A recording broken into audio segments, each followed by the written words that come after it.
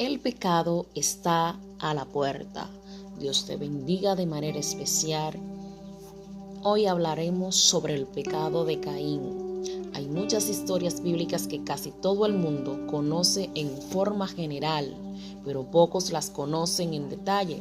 Hoy nos proponemos comentar una de esas historias que debemos conocer más profundamente, la historia del asesinato de Abel a manos de Caín. El pecado es la actualización de la tentación. Caín, por ser primer hijo varón, el primogénito de Adán y Eva, era el heredero legítimo de la primogenitura.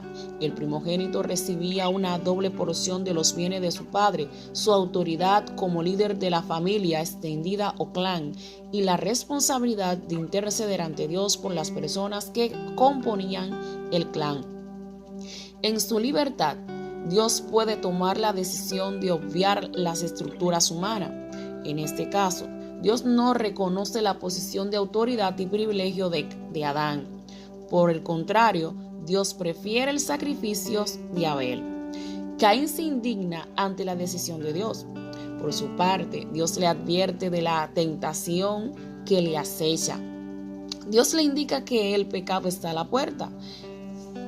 Es decir, Dios le dice que el pecado le está acechando, como un ladrón que escondido detrás de una puerta, esperando que la persona entre a su casa para asaltarle.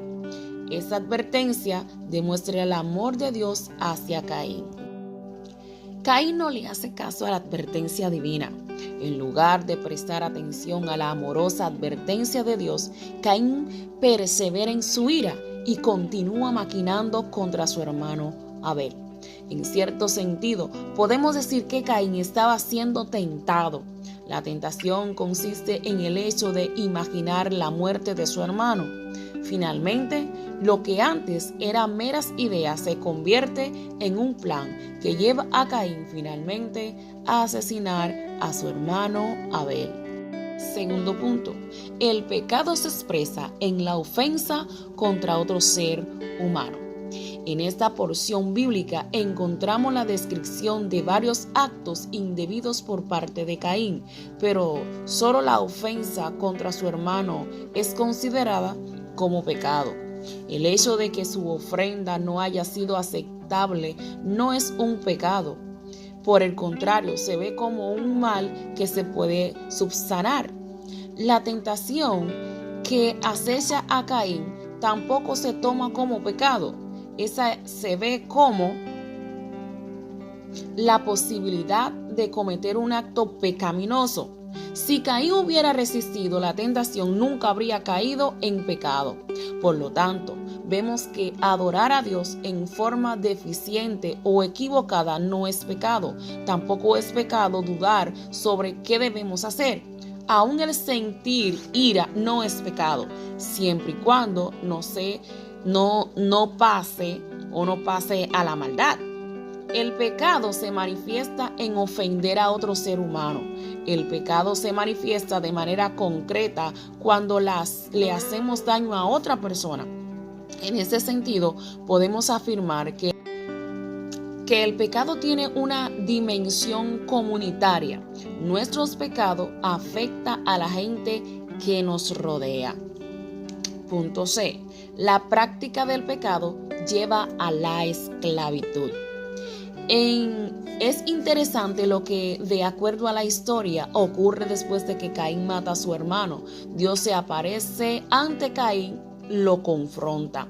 Dios le pregunta a Caín por el paradero de su hermano Abel.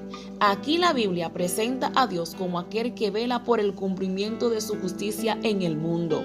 El texto bíblico afirma que Dios tiene en memoria a las personas justas y a las personas oprimidas por la fuerza del pecado y de la muerte. Caín responde con una mentira al reclamo divino, afirmando que no conoce dónde está Abel. Eso demuestra que Caín se creía superior a Dios, creía que podía engañar a Dios con su astucia o con su mentira. Este hecho revela otro aspecto básico del pecado. El pecado consiste en la confianza radical del ser humano en sí mismo. La persona que vive ciega por el pecado se convierte en el centro de su propio universo. En la mente y en el corazón de la persona pecadora, Dios ocupa una porción secundaria, un segundo plano. Esta absurda confianza absoluta en las posibilidades propias lleva al ser humano a convertirse en un esclavo de sí mismo. La persona pecadora se convierte en un esclavo de sus propios deseos, caprichos y necesidades.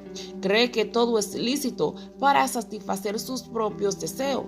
Por esa razón, ofende, oprime y hasta mata al prójimo para obtener lo que desea.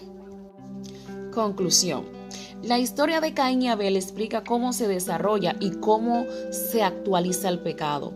En primer lugar, el pecado nace como un mal deseo, como una tentación que la persona imagina. Segundo, la tentación se convierte en una realidad cuando cometemos el acto malsano que tanto imaginamos. Tercero, el pecado nos aleja de Dios, convirtiéndonos en esclavos y esclavas en nuestros propios deseos.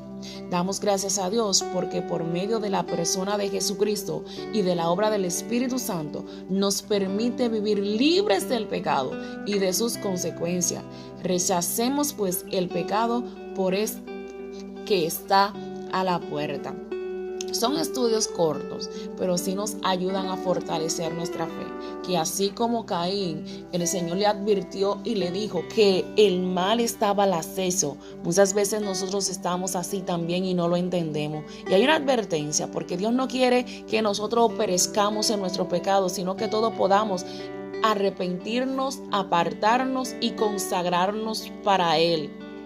Dios está pendiente de cada uno de nosotros y así como el enemigo siempre estará buscando la manera de cómo hacernos caer de la gracia divina, el Padre está ahí para ayudarnos, para fortalecernos, extendernos su mano en los momentos más difíciles. Aun cuando creemos que estamos a punto de desmayar o caer en el pecado, podemos clamar al Señor y decirle: dame de tu fuerza, Señor, porque yo quiero amarte por encima de mis deseos. Soy tu hermana Elance Gabriel y simplemente quiero edificarte.